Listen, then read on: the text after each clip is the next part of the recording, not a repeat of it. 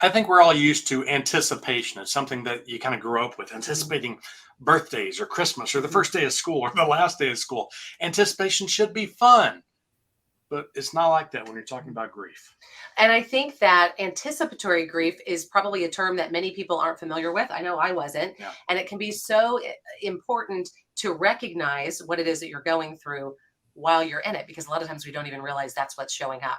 We asked Garrick Colwell to join us. He is the co-creator of Kitchen Table Conversations, and you talk a lot about anticipatory grief, Garrick. Yeah, it's one of those things that takes place typically when we've received a diagnosis of a terminal illness or a chronic illness, or it can take place when there's just a major change about to come into our lives. So it's something that we're like, well, what do we do with this? We're feeling these things about the future, but we don't quite understand that we're grieving the fact that what was about to happen is not going to happen the way we thought it would. How often does that anticipatory grief show itself? Well, it shows itself on a day-to-day basis when you're working with someone as a caregiver, in particular, someone who has a terminal illness or a chronic illness, where you're seeing things change right before your very eyes.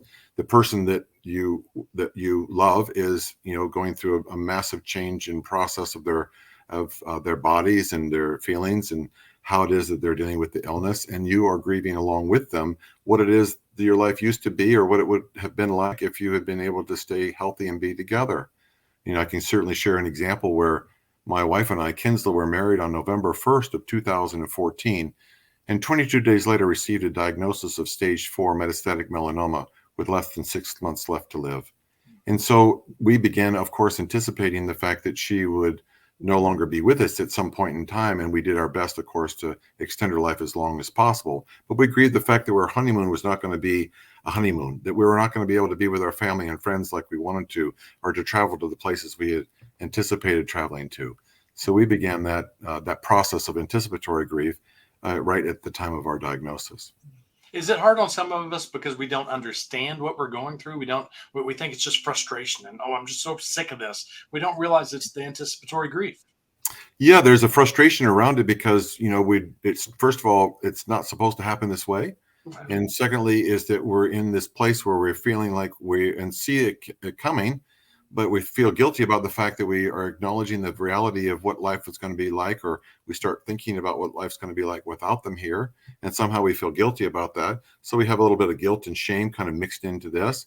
And then we are like, well, how do I deal with what's going on with me day to day? And I don't want to be angry. I don't want to take myself out of the moment because I only have precious moments left. And so that's a part of where you find yourself frustrated, not really understanding what is going on. You're overwhelmed with caregiving activities and duties. And then on top of that, you have all these feelings that, how do I process this? What do I do with these feelings? Because they get in the way of me being present and being right here in the moment with my loved one. Yeah. I think I'm realizing that some of the challenges that I'm having with my mom, where for me, it comes out as frustration when she gets locked out of her phone or something happens where I'm like, Mom, oh my gosh, why did you let that happen? And I'm wondering now that I'm learning more about this, that I'm feeling like that my frustration is the way I sort of express it. And it's really just because it's hard and upsetting that she can't do the things that she used to do. And so is that an example of kind of that anticipatory grief, that my being upset about the fact that she can't understand that, or she can't do that, or she didn't do it, she didn't lock herself out of her phone on purpose, that's maybe the way I'm expressing that anticipatory grief, which may not be the best way to express it. Yeah, well, it is a way of expressing it, which is valid. I mean, your grief and how you're mourning a loss is individual, is your fingerprint. And so however you go about it is unique to you and your relationship with that person. That's important to take to heart. The other thing is that oftentimes we express frustration is, the cousin to anger. And there is an injustice to this. There's also resistance to the fact that you don't want this to happen, because this means one more step towards the fact that she may not be here in the future. And so we don't want that to happen either. So we're kind of resisting along the way, which creates frustration because we can't control the eventuality of what is taking place. Mm-hmm. And so there's a lot of that kind of builds up. It comes out as anger, it comes out as frustration. It's directly related cousin. And it's just part of the grief journey that we're on with someone who is slowly over the course of time and eventually will die. Mhm. When you hear the term anticipatory grief, you think about anticipating grief, which kind of sounds pessimistic. Yeah. You need to look at it in the right way, that you're helping everyone, but especially yourself. Yeah, you're giving yourself basically grief waits on welcome. And if we will allow ourselves to feel what we feel and identify them, then and we feel those feelings, then it actually takes some of the harshness and the edge off. They soften over time. But it's only by leaning in, which is totally counterintuitive when it comes to pain, but leaning into it, because underneath the pain is the love. Yeah. And the love between us never dies. It just simply is, there's a painful process we go through as we learn to live and to love them in their absence or after the loss has taken place. But beforehand, you're losing the person that you thought you would have with you all this time, the person that you thought they would be and wanted them to be with you and in relationship to you. So that's very genuine part of the grief journey when it comes to anticipating the loss of someone.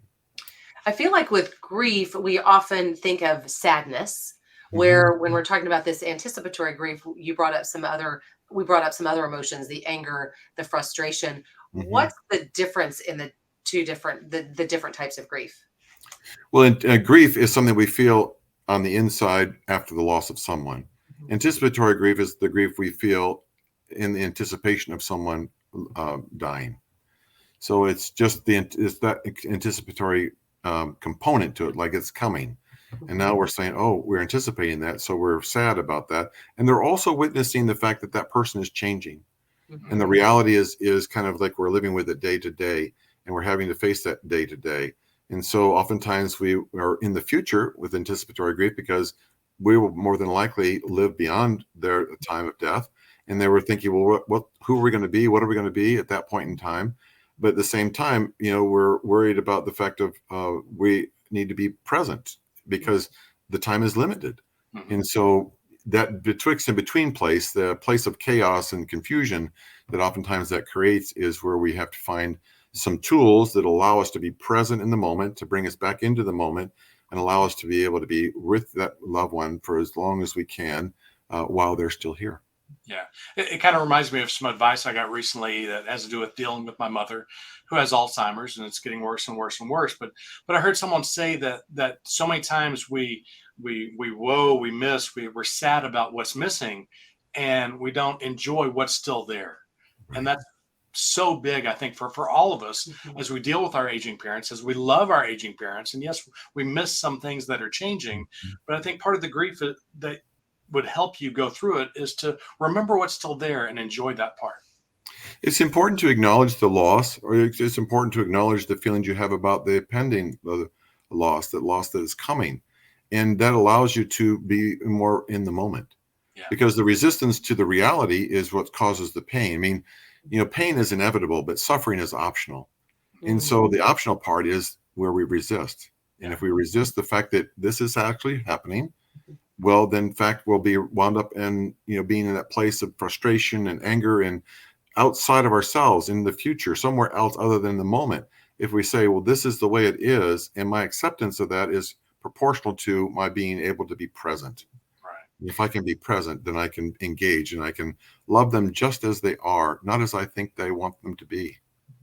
So I feel like what I'm hearing is that one of the most important things is to first acknowledge that this is what I'm experiencing. Yes. Where I think, I didn't even, it hadn't even crossed my mind that I was really, while I was being frustrated, I was actually probably really sad at the same time. Do you know what I mean? And so that Yes. for me, Yes. it was coming out that way. So when you can first acknowledge, then you can try to, okay, now I know what that is. And when you see it, maybe make some changes in the way you react. And also just allow yourself to be sad and to realize that that sadness will actually fall through to what's underneath it, which is love. You're sad. I'm going to miss her. I mean, when I watched my wife, I'm just was always reminded of how much I will miss her. And of course, that puts me back into the future, which is what anticipatory grief's about. But at the same time, it gives me a chance to let that feeling come up, have it be felt, understand where it's coming from, and the source of it is love. Right. I had a friend tell me one time who lost her husband, that she said that you have to love so deeply to hurt so much. The more you love someone, the reason why she felt so awful was because she loved so much. Yeah. And Yeah. eventually, over the course of time, in your own way and at your own pace, you learn to remember them with more love than pain. Yeah. And that's the hope. Mm-hmm. And what's the difference between mourning and grief? It's a good question. It's an important question because there's the myth that they're the same. And the myth and misconception is based upon the fact they're kind of all lumped together. When in fact, if you separate them out like they are, which is grief is what we feel on the inside, and mourning is what we do when we express our grief. It's grief gone public. It's really expressing. It's through crying, through journaling, through taking a walk, through doing art projects, through remembering and talking about them. All those are authentic mourning things that you do. And because emotions need motion. And when you move the grief into mourning, you're creating motion, you're creating momentum towards healing. And that begins with acknowledgement of the loss, which takes time. And in that time, you're in denial and you're in confusion. But as you move through that over the course of time, again, at your own pace and in your own way, and you more and more embrace the acknowledgement and begin to integrate that into your daily life, then in fact, you're able to move your grief into mourning. And that happens because you mourn. Yeah. So many great tips to remember. I love that. Emotion needs motion. Garrick, Emotion. thank you so much for all these tips. It's going to help so many people. Thank you very much. Thank you. I think it is so important to remember and recognize that with our aging parents, there is a lot of sadness that comes with it because of either the diagnosis, the changes, the things we're seeing, and the path that we're headed toward. And so I like the idea of being able to acknowledge it so that we can call it out when we see it and be able to do something about it. Hopefully it will help us all. If you have any type of topic you'd like us to discuss, please let us know. Parenting aging parents.